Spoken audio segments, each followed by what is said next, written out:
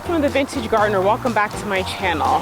So I'm trying out a wireless microphone setup, so I'm hoping you guys can hear me and not so much the cars in the background. I just taped a video segment and I realized that I had not plugged the end into the camera very well, so I'm trying it again. So I'm standing in front of the vegetable garden, and as you can see, things look a little different. With respect to where I had the onions and garlic planted, I pulled all of that.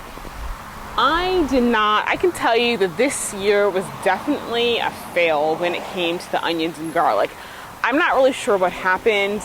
I do know that I had them. I do know that they were forming. A lot of the onions started rotting. So I don't know. It could be a water issue. I mean, I know they do need regular water. And the thing is, they did get good size, so I think they were getting the water that they need. But I know over the past few weeks, we've had some torrential downpours, and I don't know if that's what pushed it over the edge. With the garlic, I think some of the garlic just simply died. I do know that last month when I weeded the bed, I stuck my finger in. There were definitely garlic bulbs, but when I went back to where the garlics were and dug my hand in, they were gone. So I'm not really sure what happened, but they seem to have all just died. So I'm gonna have to figure that out for next year. So I don't know if it's just the setup.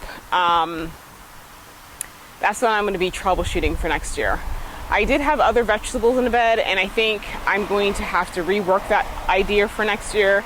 I think I'm going to need to separate the vegetables out more because the watering needs are very different, and so I'm going to have to control that a little bit more to get more success.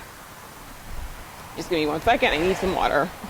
The other thing is that I grew a lot of heirloom vegetables, and I'm not really sure they work well for square foot gardening.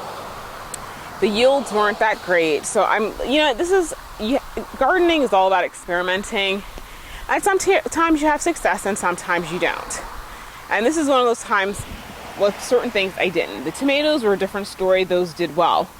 I did get some Brussels sprouts. I did harvest them, so I'm going to pull off the little sprouts off of that. And, I think I just need to rework my plan in terms of the garden.